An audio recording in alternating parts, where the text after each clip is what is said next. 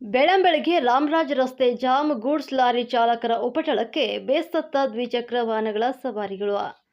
ಮಾಗಡಿ ಪಟ್ಟಣದ ರಾಮರಾಜ್ ರಸ್ತೆ ಬೆಳಂಬೆಳಗ್ಗೆ ಗೌರಿ ಗಣೇಶ ಹಬ್ಬದ ಪ್ರಯುಕ್ತ ಹಣ್ಣು, ಕಾಯಿ, ಹೂ ಖರೀದಿಗೆ ಮುಗಿಬಿದ್ದ ಪಟ್ಟಣದ ವಾಸಿಗಳು ರಸ್ತೆ ಕಿರಿದಾಗಿದ್ದರಿಂದ ಹಬ್ಬದ ವ್ಯಾಪಾರಕ್ಕೆ ಕೊಂಡಲು ಕಿರಿಕಿರಿಯಾಗುವ ಸನ್ನಿವೇಶಗಳು ಕಂಡುಬಂದವು.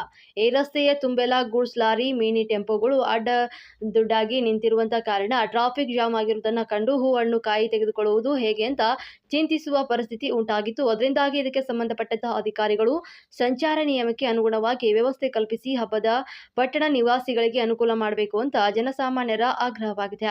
ಹಬ್ಬ ಹರಿದಿನಗಳಲ್ಲಿ ರಾಮರಾಜ್ ರಸ್ತೆ, ರಾಜ್ಕುಮಾರ್ ರಸ್ತೆ ಬಿಗಿ ಬಂದೋಬಸ್ತ್ ಮಾಡಿ ಲಘು ವಾಹನಗಳಿಗೆ ಬ್ರೇಕ್ ಹಾಕಬೇಕಾಗಿದೆ. ಇನ್ನೊಂದು ಕಡೆ ನೋಡಿದರೆ ಪಾದಚಾರಿಗಳು ನಡೆದಾಡುವ ರಸ್ತೆ ಬದಿಯಲ್ಲಿ ಸಣ್ಣ ವ್ಯಾಪಾರಿಗಳು ಸಣ್ಣ ಸಣ್ಣ ಅಂಗಡಿಗಳನ್ನ ಇಟ್ಟುಕೊಂಡು ಸಂಚಾರಕ್ಕೆ ಅಡ್ಡಪಡಿಸ್ತಾ ಇದ್ದಾರೆ. ಇವರಿಗೂ ತಿಳಿ ಹೇಳಿ ಸೂಕ್ತವಾದ ಜಾಗ ಕಲ್ಪಿಸಿದರೆ ಟ್ರಾಫಿಕ್ ಜಾಮ್ ಆಗುವುದು ನಿಯಂತ್ರಿಸಬಹುದೇನು ಅಂತ ಹೇಳಿದ್ರು ಎಂಬ ಕೂಗು ಕೇಳಿ ಬರ್ತಾ ಇದೆ. ಇನ್ನು ಮುಂದಿನ ದಿನಗಳಲ್ಲಿ ಕಟ್ಟುನಿಟ್ಟಾದ ವ್ಯವಸ್ಥೆ ಒದಗಿಸಿದರೆ ಹಬ್ಬ ಹರಿದಿನ ಸಂತೋಷದಿಂದ ಆಚರಿಸುತ್ತಾರೆ ಅಂತ ನಂಬಿಕೆ ಜನಸಾಮಾನ್ಯರದಾಗಿದ್ದು, ಲಘು ವಾಹನಗಳಿಗೆ ಬ್ರೇಕ್ ಹಾಕುವುದು ಯಾವಾಗ ಎಂಬುದು ಯಕ್ಷ ಪ್ರಶ್ನೆಯಾಗಿದೆ. ಯಾವಾಗ ಹೇಳಿದ್ರು ಪೊಲೀಸರು? ಮುನ್ಸಿಪಲ್ ಅವರು ಅಂತ ಈಗ ಹೇಳ್ತೀವಿ, ಪೊಲೀಸರು ಅಂತ ಒಂದ್ಸರಿ ಯಾರು ಹೇಳಿದೀಗ? ಅಲ್ಲ ರೀ, ಬೆಳಗ್ಗೆಯಿಂದ ಅಲ್ಲಲ್ಲ, ಬೆಳಗ್ಗೆ ಹೊತ್ತು 8 ಗಂಟೆಯಿಂದ 10 ಗಂಟೆ ಮಾರ್ಕೆಟು.